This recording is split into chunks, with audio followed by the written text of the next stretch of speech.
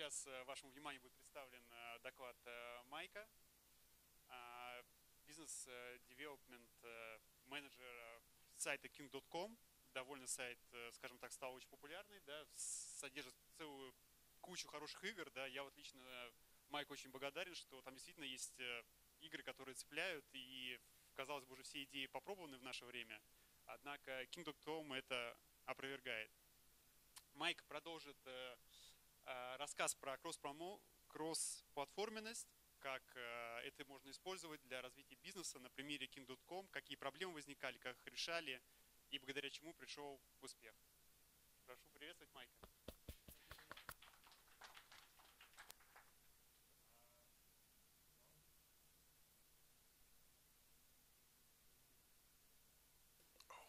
Just one button, I missed it. All right, hi everyone and welcome. My name is Mikael SVENSSON. I'm Business Development Director for King.com. And I've also been asked to speak a bit slowly right now, so due to translations, so just so you know. So, I'm going to talk to you about cross-platform today. And we've already heard Neil from Arcadium talk about cross-platform earlier today. And I'm going to continue talking about that, but from a King.com perspective and the learnings that we've made in going cross-platform with the company as a whole. So let's see what's brewing in the pot today, shall we? Well, I'm going to start to talk about King.com as a company first, a little about who we are. And then I'm going to continue to talk about social, what we've done in social and social games market as a whole. And then end up talking about the mobile market, and finally a little bit about the learnings that we've made in going cross-platform as a company. So, what is King.com?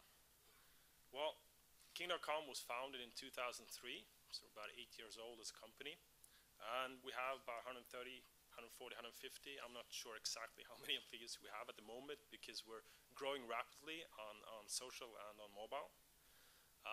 But below here you can see a few of our top games like Bubble Saga, Minor Speed, and also Bubble Witch. So what are King.com in terms of numbers? Well, we're fairly large in the casual game space. We have about 30 million uniques across our platforms, and about 3 million uniques visit our games every day. And they play about 1 billion of our games every month. And in terms of games, we do casual skill gaming. And the games that we do are typically, small, cute puzzle games like Candy Crush here, where the game session is just a few minutes long. Now the difference compared to many other casual games is that the games that are played on the King.com site are multiplayer games. So you actually play against other people with our games. That adds a measurement of competitive gameplay to the mix, so which we feel adds to a more thrilling experience when playing. And the reason it's called skill games is because when our users compete against each other, they get the exact same starting conditions as the other players to ensure a fair game, and also that the winner is decided based on the skill of the player. Now this is important because it also enables us to legally offer games for money in many countries, which is sort of a cornerstone in the company. Now the games that we make are created by about 100 superstars based in Stockholm. But due to the rapid development for us in social and mobile, we're also opening up new production studios now in Poland and also in Romania. And the reason I mention our production studio is because the fact is that all of our games, apart from a few licensed games, are all produced in-house from scratch by our development team. So this means that we have built up a catalog of almost or over 200 proprietary games now translated in more than 9 languages. So this is a real strength for us as a company. Sorry. There you go. So also a little bit about how we make money. We have 3 sources of income at King.com. Typical advertising, and also virtual items like freemium content. And then we have cash gameplay where people actually play against each other for real money. So that was a little outlook into what is King.com. So let's reconnect then now with the cross-platform strategy I mentioned in the beginning. So last year we changed strategy within the company with the aim of becoming a true cross-platform company within 1 year. So that was the outset for us last year. So we began with moving into the social networks and Facebook in particular last year. And this year we've continued on Facebook, but also started growing in the mobile space as well. And the home run strategy, or the home run analogy, for me comes when you're being able to play the same game everywhere, utilizing the same IP. That's really the ultimate goal for us. So let's take a look at the social market.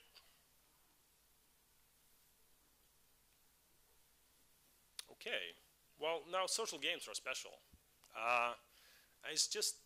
It's not just the games themselves. You know, they have social hooks and invites, and they rely on you know, need of friends to play. Goes for most Facebook games anyway. But also because they attract a whole new audience. You know, social games really introduce gaming to an audience which previously didn't play games, and they didn't consider themselves gamers. I think they still don't consider themselves gamers at all. And these people, like in the picture here, I mean, you wouldn't say these are gamers, but they are. They wouldn't go to a games shop to buy their games. They wouldn't probably even sort of surf online and surf to a game site and start playing. But with Facebook and other social networks, they were sort of prompted to play because it was right in their faces. They just, you know, utilized the social site, but you know, with friends and also Facebook prompting the games to them. So social networks have really sort of opened up a new mass market for casual games, in my opinion. And I think we're all really happy about that, because casual games is now reaching a much broader audience than it used to be. So yes, I mean, social is definitely more than Facebook. But you know, for this presentation and from a King.com perspective, Facebook is very dominant in our core markets.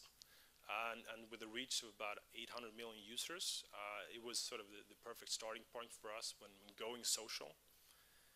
And I mean, that said, we're definitely interested in moving into new markets and social networks, because I mean, social games isn't just connected to one social network. But again, regardless of network, I mean, there's very good reason for going social, as we all know. And I mean, social gaming is hot. It's been hot for quite some time. I mean, the business is expected to be a $6 billion revenue market in just a few years, and we're just getting started, really. I mean, I think we've seen the first phase, or first two phases maybe, with Saga and a lot of other you know, actors racing ahead in the social games sector. But the market is also maturing and changing in terms of what the audience wants and what the game developers can offer. So I believe there's plenty of room for new actors to step in and sort of challenge the top dogs, if you would like. And we would very much like to be one of those actors. I think this slide illustrates fairly well the journey that King.com has made during the past year. I mean, we decided to go cross-platform last year, so we entered Facebook. And we've managed to climb from number 43 to number 5 in the list of Facebook game developers. We're now number 5 in just the span of 6 months. This shows that it really can be done as well. We're about 4 million DAUs at the moment. So I guess you're asking yourself, so you know, what's the magic recipe then, you know, for making it? Well, I don't think there is one magic recipe in terms of making social games, because it's so broad. It depends on, you know, what game you have and what audience you're trying to reach, the resources you have for making it, and so on. But the magic recipe for us has been to take our core games that we already have on the site. In this case, Bubble Saga, which is a proven IP on our site and it's played millions of times, and our audience likes it. And add sort of a social envelope or a social layer to it, with adding depth and virality to the game, adapting it to a new platform. Now, another social game that we've made is Mahjong Saga. Again, connecting to what Neil said about the Mahjong games being the most successful for them. Mahjong Saga isn't the most successful game we have, but I want to use it as an example to show you a little bit about the highlights of what is important, what has been important for us in creating social games, or social games. So first of all, what we thought about was really to make it easy on the eyes. Now you have to remember that this is a mass market with users ranging from like 13 years old to, I don't know, 103 or something. I don't know what the oldest users are on Facebook.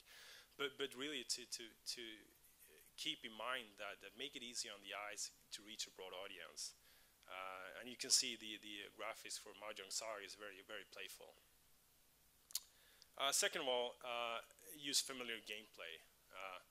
I mean, Mahjong in this example is, everyone knows how to play Mahjong. And if by some chance you don't know, then, a 10-second tutorial will cure you. And this goes for most of our games. I mean, they're very easy to play.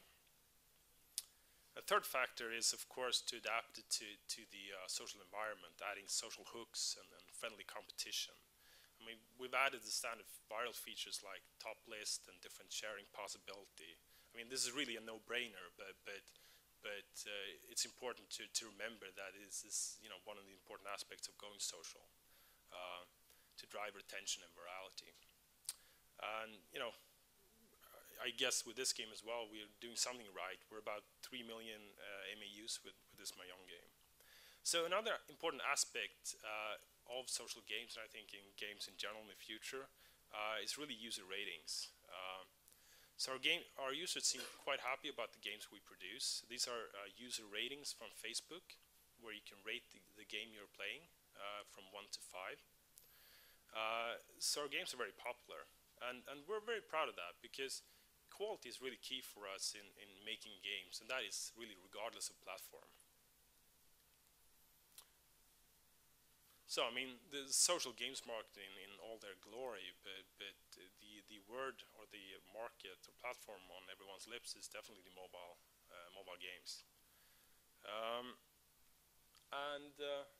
Yeah, so, well, maybe this isn't mobile games, and you're probably wondering why I chose to illustrate mobile games with a picture of an Indian woman with a water barrel on her head.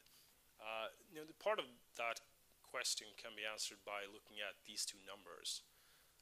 The first number is 5.3 billion, and that's the number of mobile subscriptions in the world. I mean, we often tend to look at mobile games and just focus on one market, say, the smartphone market in the US, and just dive into those stats. But the fact is that there's so much potential long term in mobile, which we're seeing, and hopefully we'll see it all fulfilled.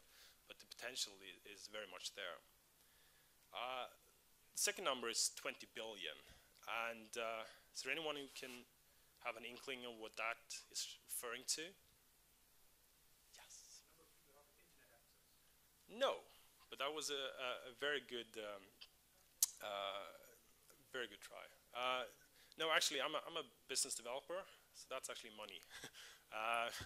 That's $20 billion, and that's the estimated. There you go.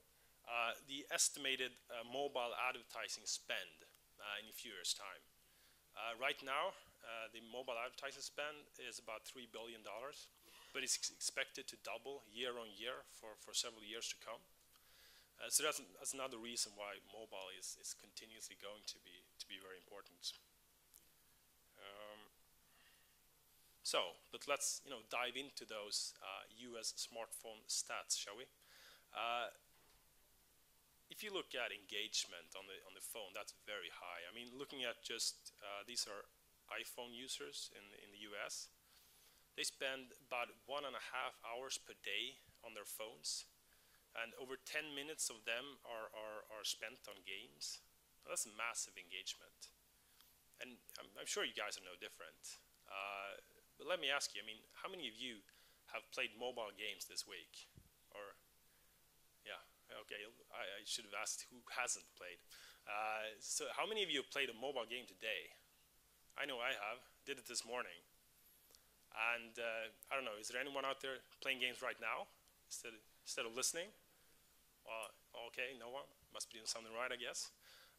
Well, I mean, basically, it's a massive engagement in the mobile market, and we're also seeing that this is a very good illustration that actually mobile applications pass the web in terms of consumption, minutes per day.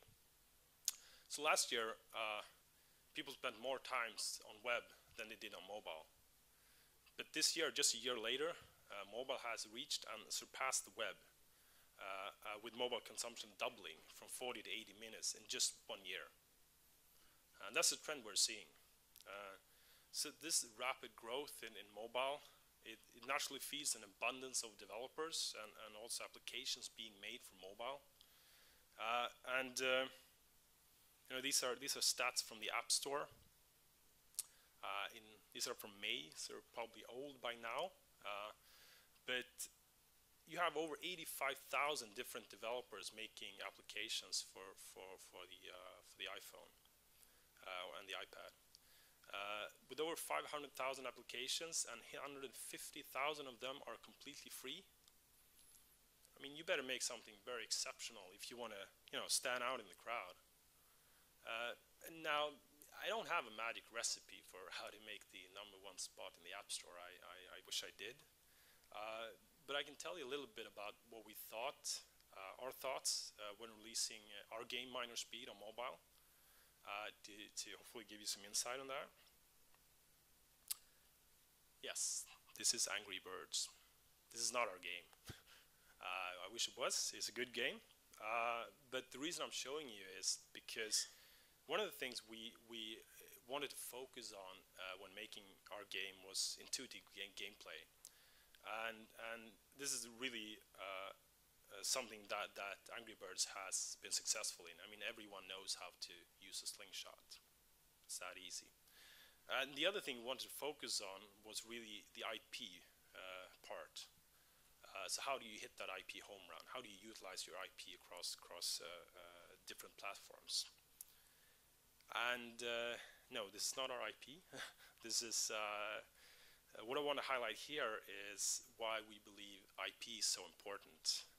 CocaCola is one of the most well-known and highest valued brands in the world.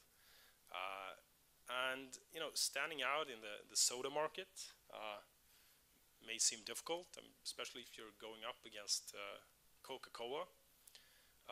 But the fact is that in the mobile market, you're probably facing tens or maybe hundreds of games with similar gameplay as you do, especially doing sort of generic games like we're doing with switchers and bubble shooters. So you really need to make something extra. You need to have that edge. Coca-Cola started out over 120 years ago, so they've been in the business for quite some time, and making an excellent job at it. But the fact is that back then it was really the Wild West. Wild West, with the sort of pioneers and settlers rushing in to claim new land for themselves. And just fun facts: this is the Oklahoma land rush. This is one of the largest land rushes in the U.S. history. They had over 50,000 sort of settlers lined up in one day. So at noon they blasted off the cannon. Everyone raced off to claim their new land in the U.S. And to make some sort of analogy, I'm sorry if it's far-fetched here, but I think you can view the mobile games market as having been the Wild West for quite some time now, with a lot of small developers, making a name for themselves and creating, a lot of high quality and really innovative games.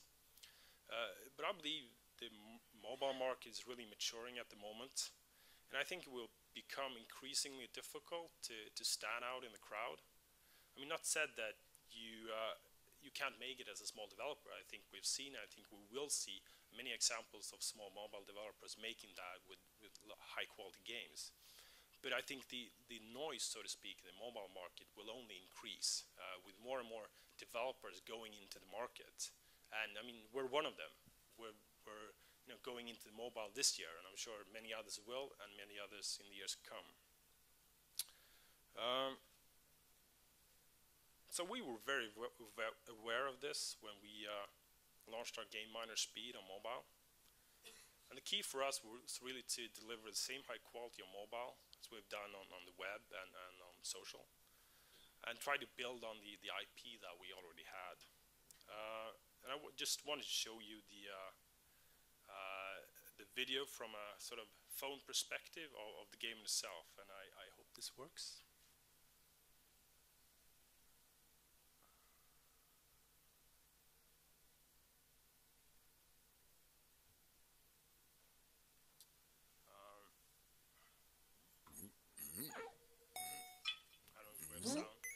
Sort of what we tried to achieve was to say that this game and this brand that we have is sort of something special, and it's something that goes beyond what you've seen previously on mobile in terms of Switch games in general.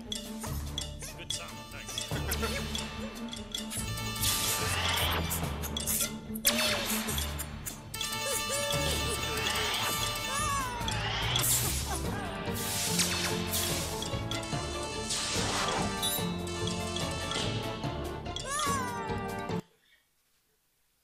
Very loud.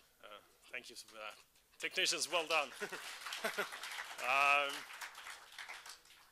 So, I mean, this is a cool game, and the video is awesome. But I think you're all wondering a couple of things. First of all, is this a cross-platform game? I mean, we've made it for the web, we made it for social, we made it for mobile, but is it really a cross-platform game? Second of all, of course, you're wondering, what about money? Is it really profitable going cross-platform? Well, to answer the first question.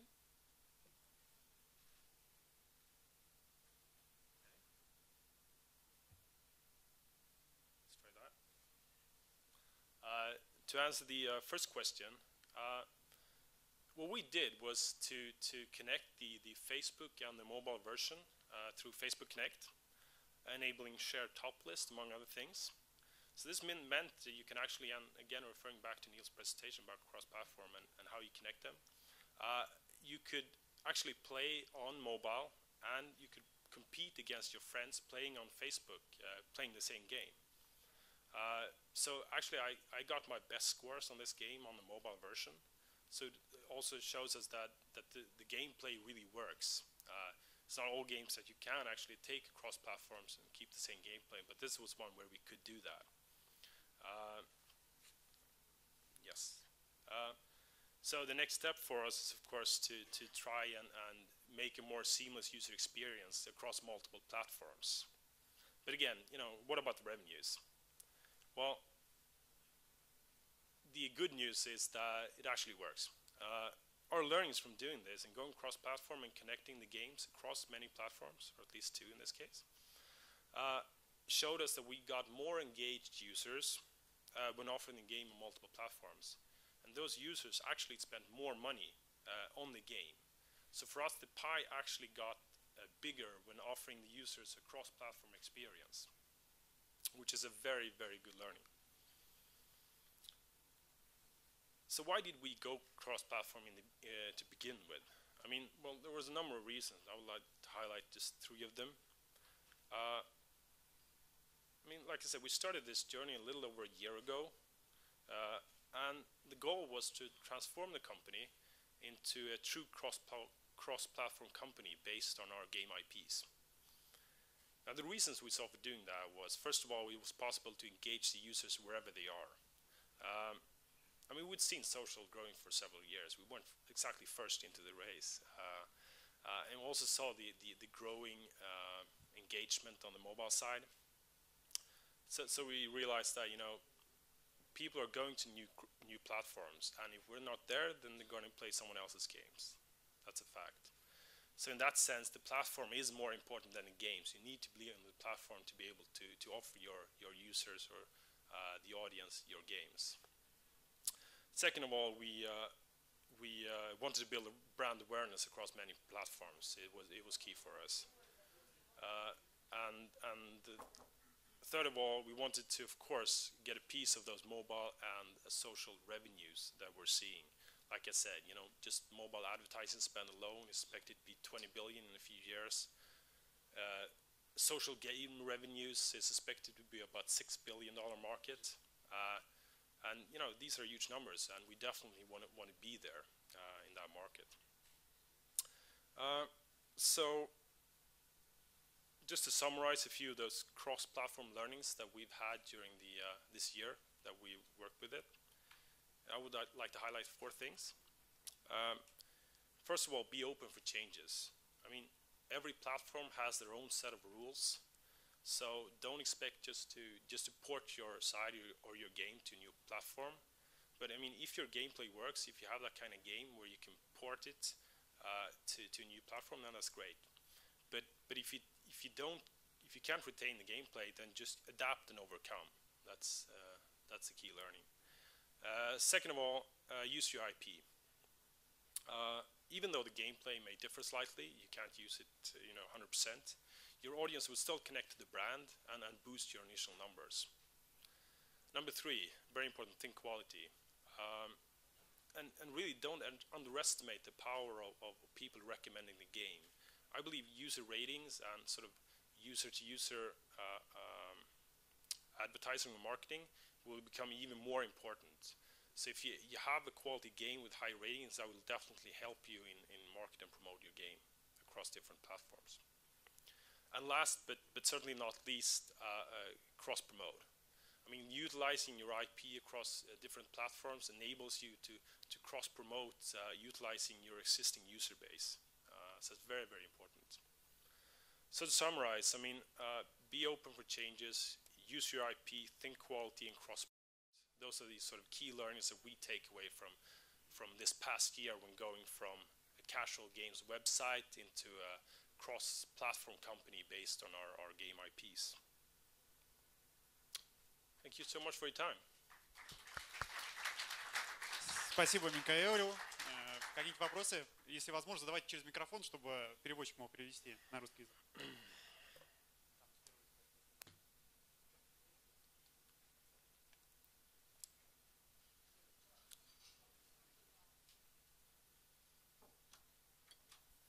Thank you for your. My English is not very good, but so sorry for it.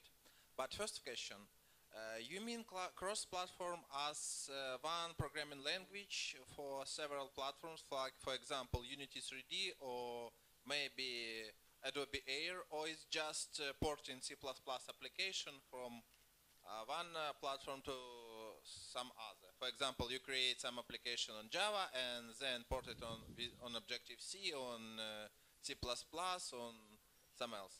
And second question, when we speak about social part of the game, for example, you have one game on Facebook.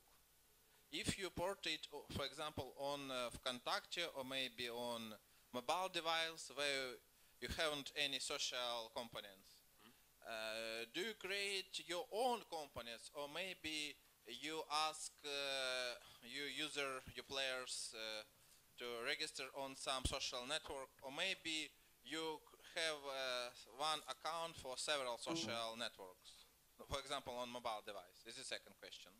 Okay. So okay. So first question was do we use the same technology when we port to different platforms? So the answer to that question is when I talk cross-platform today,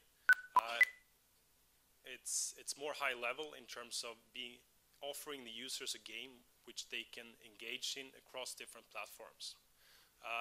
In terms of technology, I mean, we've used different technologies depending on the platform in itself, okay?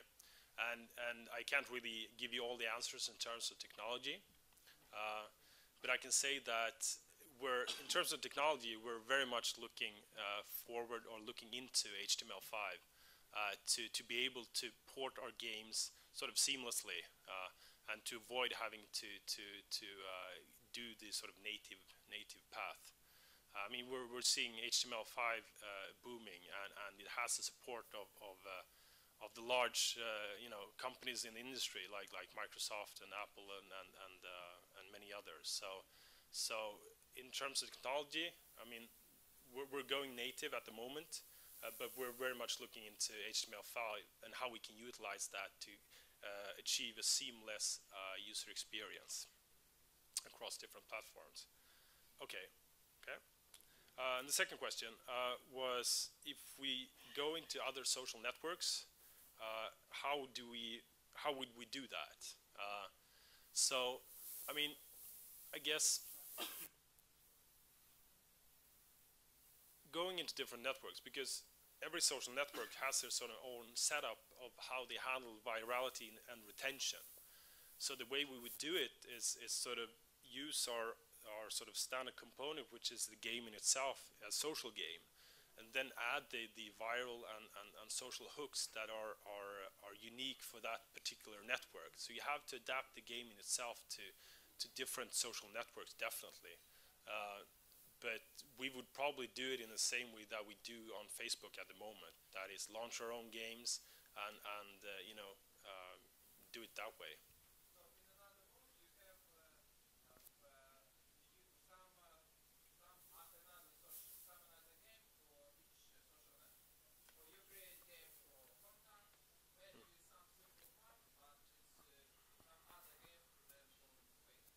Well, I think we would use the same games, but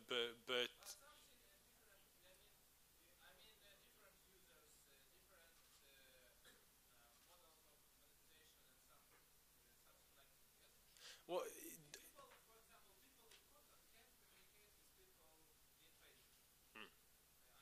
yeah.